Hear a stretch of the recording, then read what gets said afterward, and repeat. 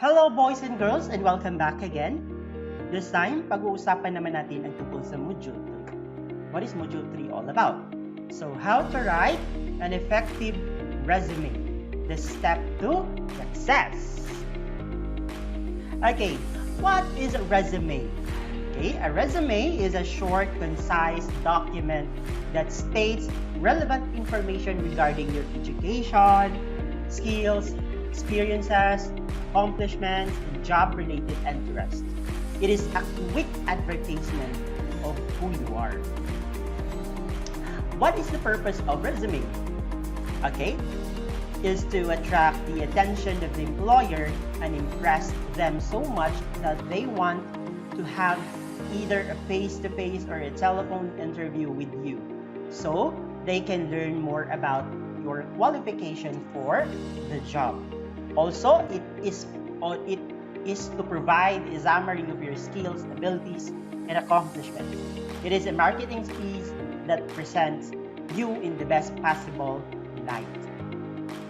Okay, what are the resume essentials? Before you write, take time to do self-assessment. On the paper, outline your skills, abilities, as well as your work experience and extracurricular activities. What information should be in a resume? Identify yourself. Education, continuing education, work or professional experience, volunteer experience, activities, computer skills, professional associations. We have optional sections, the objective, and then the special skills and the abilities reference statement. So, optional lang siya. Characteristics of a successful resume. Okay, it focuses on skills. Uses action words to define the responsibilities of your job-related experience. Easy to read and understand. Visually powerful and free of gimmicks.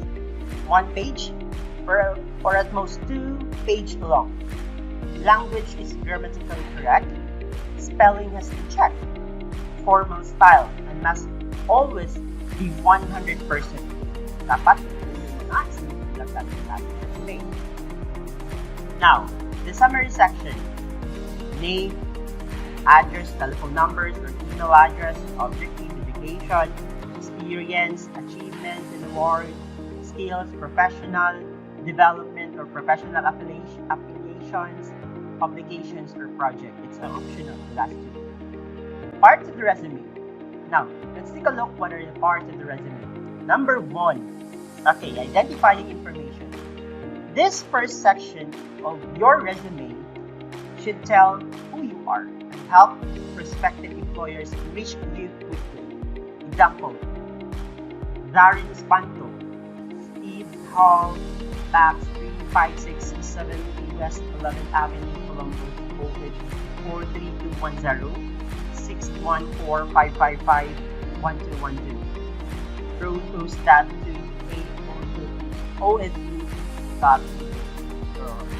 this is the perfect example for the identification. You need to identify yourself. Example, campus address, information, email, contact number, zip code, and okay. The next one, job objective. This section summarizes the type of work you want to do and the career field in which you are interested. Based on the above definition, which one of the following do you think is the best job objective? An exciting position within any stage government agency doing interesting things. To obtain a sales management position with a high visible multi-billion-dollar international food distribution company located in the northeastern part of the United States, preferably New England.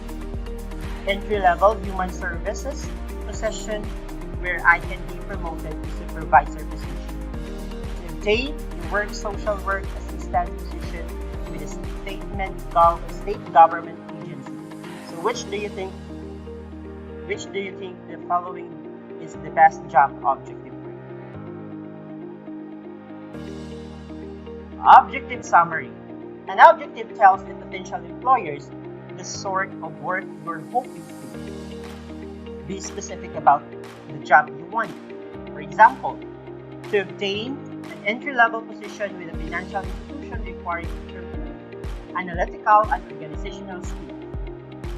Tailor your objective to each employer you target. Every job you see. Third, education. For most graduates, the most important qualification they have to offer employers is their education. Therefore, this section should be listed on your resume directly below your objective statements. Pagkatapos ng objective sa baba yung educational attainment natin. Okay, here, list the name of and date of degrees conferred in reverse chronological order along with the names of the degree granting institutions. It is advisable to specify major and minor fields of study and to list courses of particular relevance to your job objective. Special achievements or honors can be included in the section or in a separate section, usually titled honors or awards. If you have strong GPA, list it. An average about 3.25. But it's optional naman. Education sample. Here an example. Education sample na. The Ohio State University BS in Family Studies areas of expertise child development. So yung GPA niya is 2.5. Columbus OH June 2020. Another example, education. BSBA in Finance Minor Accounting o the Ohio State University pa rin. August 20, so yung date na graduate siya, and then the address ng school niya. And then it states here, related coursework, corporate finance, financial management, effective business writing, financial accounting. So ito yung mga related coursework niya. So this is the example, this is the good example for it. So the next is the education. Now, new graduates without a lot of work experience should list their educational information first. So alumni can list it after the work experience section. So your most recent educational information is listed first. So yung mga recent mo. For example naman dito sa ating mga academic learners, recent mo, pwede yung lagay dyan, junior high school completers or elementary graduates of ELS program. No? So include your degrees for those college graduates, major, institution attended, and minor qualification. Add your grade point. It is optional. Mention academic honors. That's very nice. Pero kung wala namang, hindi naman graduate ng Latin honors, it's okay. Next, experience. So this time, for each work experience, list your position title, the name of the organization you worked for before, and then the date you worked. Then follow with a description of the work performance. So the winning formula for this is action plus object plus outcomes. No? For example, the more the past experience is related to the work you are seeking, the more space you should allot to the discussion. No? When possible, note any achievements or key lessons learned from your experience. Highlight what you have done in concise, powerful, action-oriented way. Since position titles usually do not do justice to the work performed, it is advisable to highlight the functions for which you were responsible. So the more experience related to the work you're applying for, the better chances. So work experience. Briefly give the employer an overview of work that has taught you.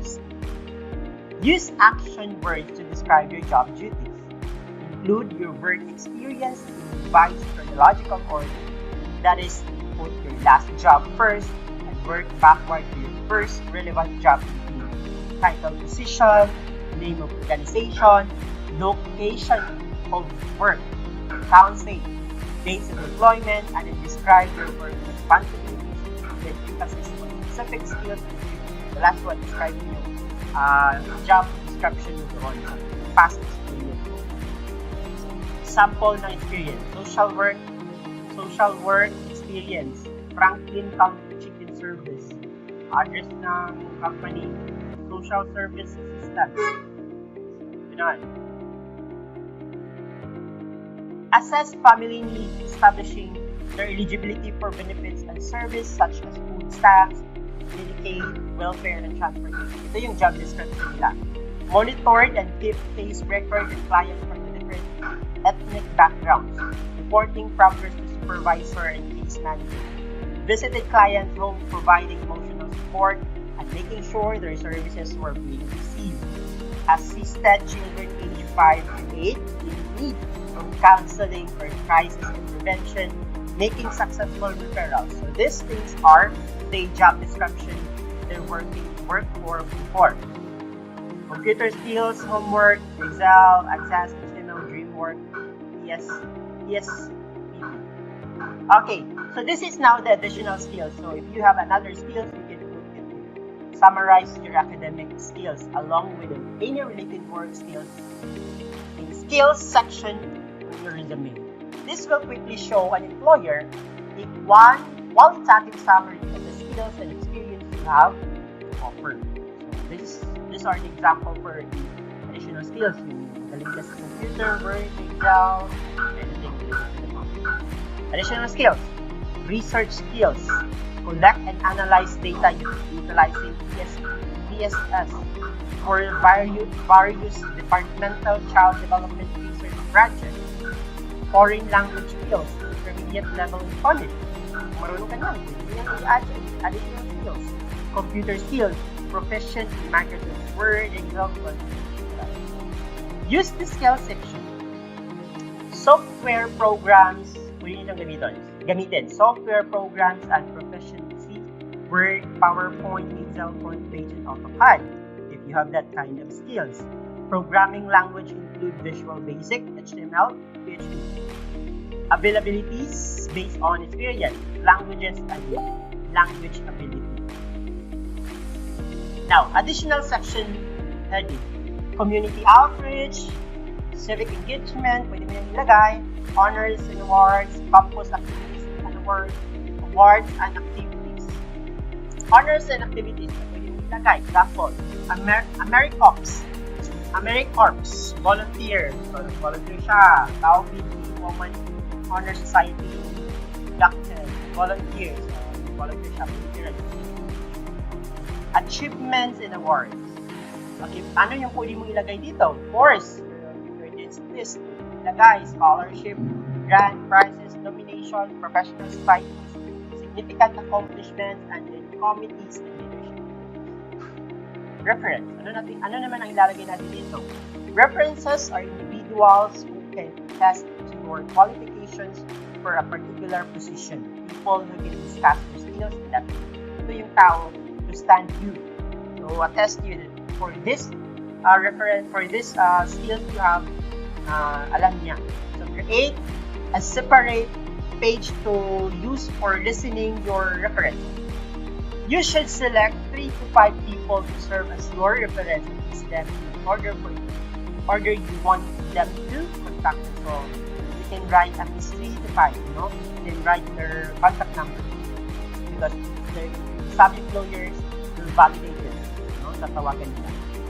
Presentation, create an effective layout. Dapat layout natin, So, try to interest your reader visually. There are kinds of intelligence that people have. So, some people good at visual. So, dapat maganda yung visual natin. A clear, professional format with a little style. Professional but a little style. Extra white space makes it easy to read. Set margins. Limit font to 2 choices. So, mag-limit lang tayo ng 2 choices sa ating font. For text, a serif font like Times. For heading, Arial or Helvetica are good choices to add visual interest. Take a note this one. Don't choose non-standard font like Comic Sans or Lucida handwriting. That's not standard font. Font size should be 11 or 12 point. Write concisely and vigorously. Focus targeted resume is best. Avoid the temptation to go more than one page. Delete obvious information in order to highlight your unique qualities. Find specific dynamic verbs. Use present or past imperatives. Include each verb only once. Consult online list of resume action words. Final thoughts. Choose the correct tense and use it consistently. Do not ask for a particular salary. So, let's ask that one. You don't know. Be accurate and honest. That's the very important. Be honest. Print it out. Do not attempt to proofread on screen. Basahin mo rin siya. Print ka ng hard copy. Basahin mo sa hard copy. Because sometimes, sa screen, feel natin tama na pero mali pa pala. So, here is an example of our resume. So, at the top of the resume is your information. Sa'yo, information mo, your address, contact number, contact details. Next, the objective. After the information, objective. Okay. Education. Next. And then the last one, or the second one, experience. And then honors and activities. So let's read an example. This one. You can put pictures also. Yung picture na yung mga professional picture. Hindi yung mga selfie. Makasinag, Mary Jane. So yun. Building 25 Unit 204, Balontondo, Manila. Cellphone number. May sa mga binigay. Email address. Meron siya email address. Career objective. So yung career objective niya is, I am seeking for a company where my experience cannot only improve the status of the company but also automate the working process to the best possible way. So, that is very concise, very direct to the point. No? Personal information niya. Birthday, age, nickname, mother name, father name, religion, birthplace, position desired, gender, occupation. None. Next, educational attainment niya. So, nauna yung pinaka-famous college degree. Tertiary, basic education, then secondary, elementary. So, next is yung work experience niya. Meron siyang work experience, NSTP program practice. Yan. Then, seminar attended. Meron siyang mga seminar attended. English proficiency, University of Manila, global education. And then the last is character reference. So, meron siyang character reference. To person, and then meron siyang work, ano yung work nila, and then yung number. And never forget your name and then signature. Another example, Josephine A. Lamanilaw. Okay, meron siyang information, number, mobile number, address, picture. So when putting a picture here, next time, maglagay kayo ng white background. That's professional. Okay? So, meron siyang objective to create a corporate education in the field of clinical engineering. Meron siya. Professional skills, none. Educational background, so from present to down. Personal information, attended, affiliation, reference, name, and then another example, Princess Rian and Sakalura.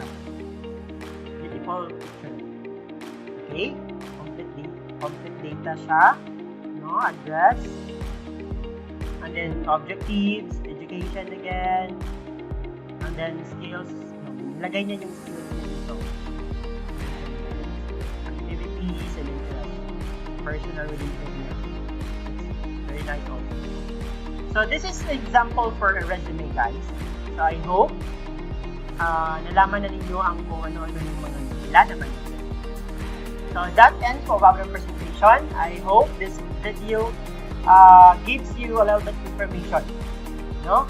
So that would be all. Thank you and magandang